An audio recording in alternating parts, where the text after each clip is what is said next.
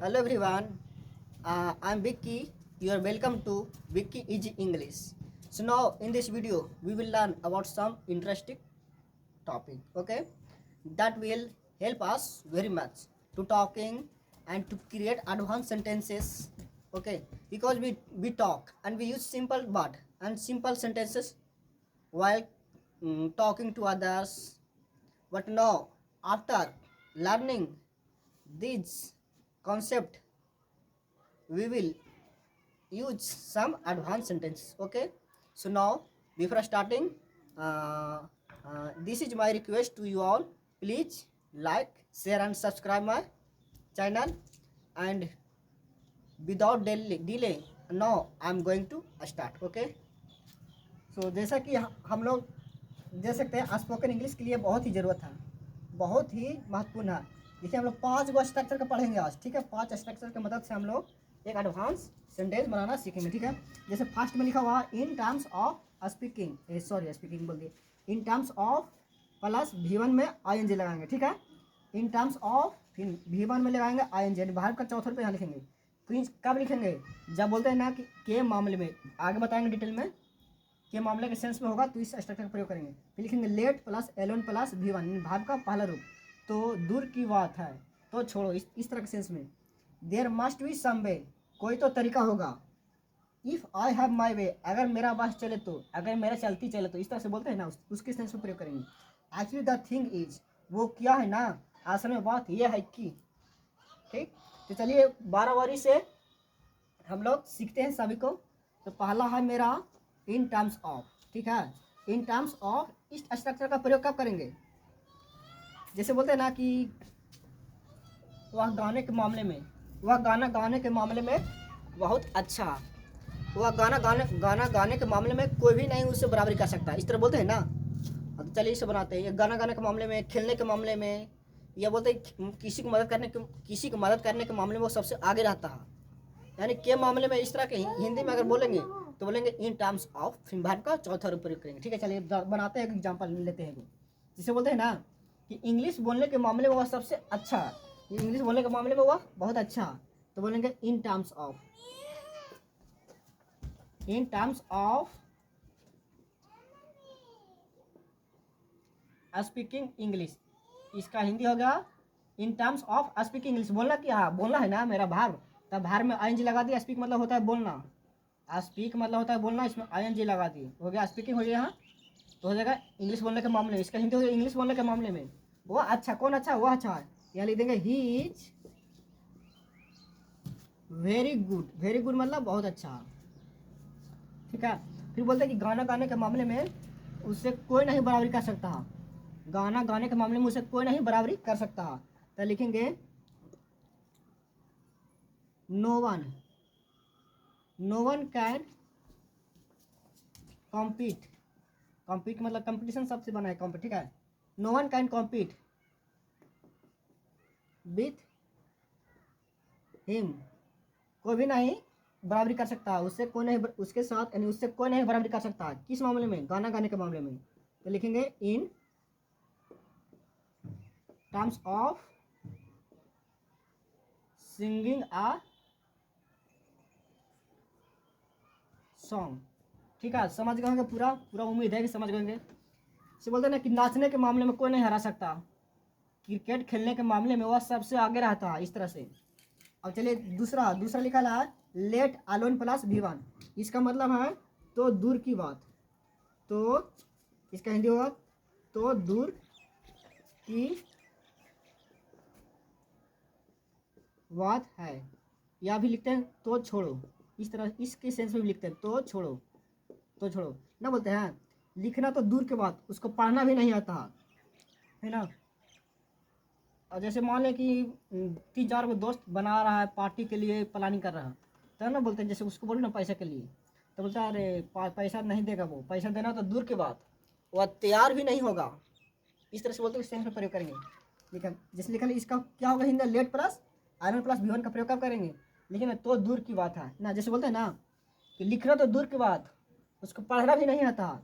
यहाँ लिखना तो दूर की बात ना, यहाँ लिखेंगे लेट, फिर लिखेंगे अलोन, लेट एलोन, क्या लिखना, ठीक है, लेट एलोन, फिर लिखना बोल रहा है ना, तो late Elon right.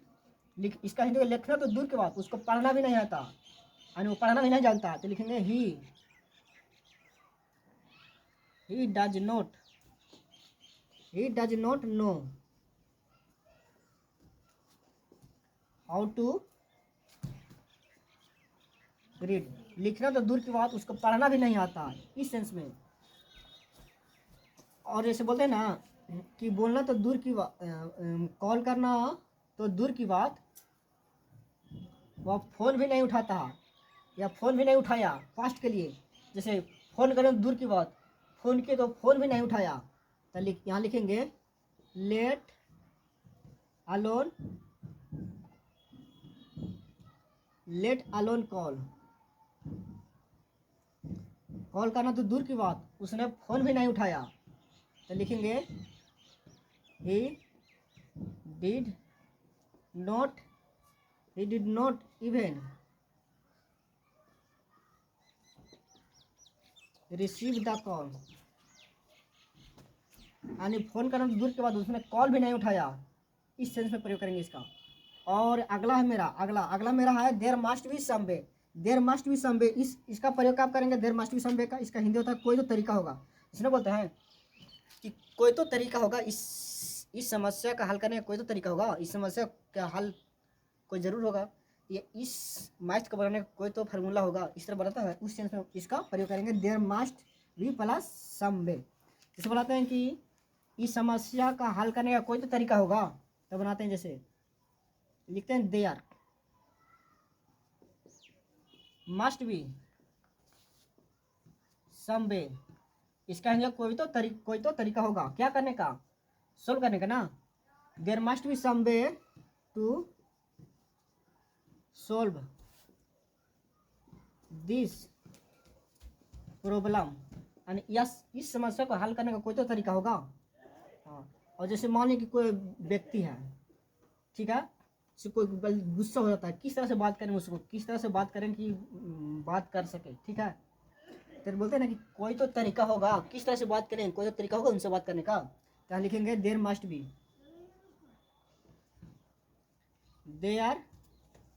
B some way, there must be some way to talk to him, ठीक है, इस तरह से। और बनाते हैं कोई तो, हाँ एक और बात है, इसे बोलते हैं वहाँ जाने का कोई तो रास्ता होगा, कोई तो तरीका होगा, बोलते हैं इस तरह से। हाँ, इस तरह से बोलते हैं there must be somewhere to go there, ठीक है।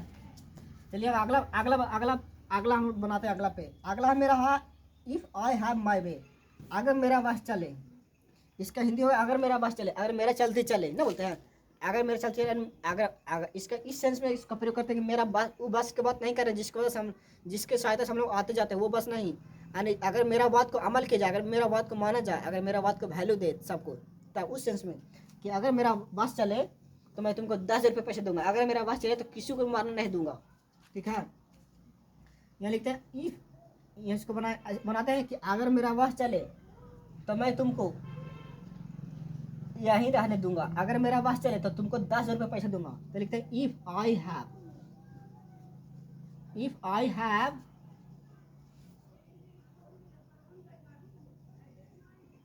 माई वे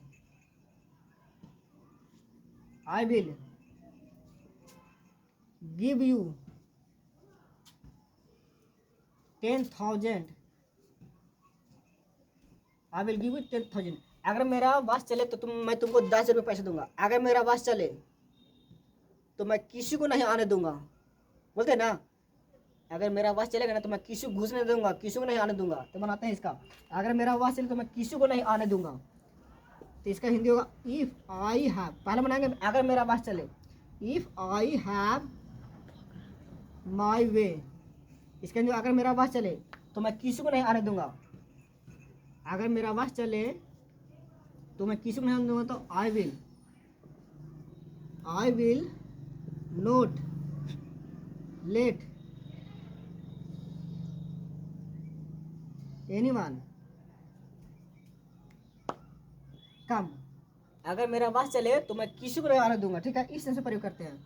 और अंतिम में आखिरी द थिंग इज, इसका हिंदी होता है आखिरी द थिंग है कि असल असल में बात यह है कि, या इसका प्रयोग इसमें करते हैं कि वो क्या है ना कि मैं उनसे मिलना ही नहीं चाहता हूँ, वो क्या है कि मैं उनसे बात नहीं करना चाहता हूँ, इस सेंस पे करते हैं।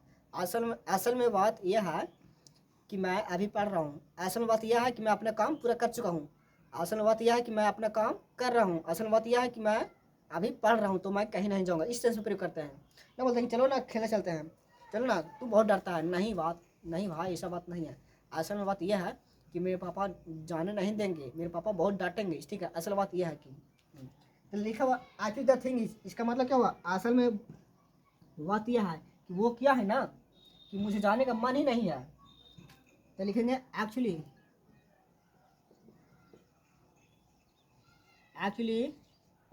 The thing is, actually the thing is, वो बात क्या है ना कि मुझे जाने का मैं जाना नहीं चाहता हूँ। से हो जाएगा आई डोंट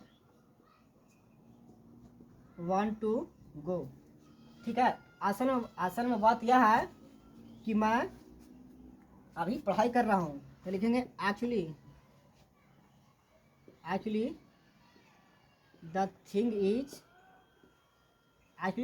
इज,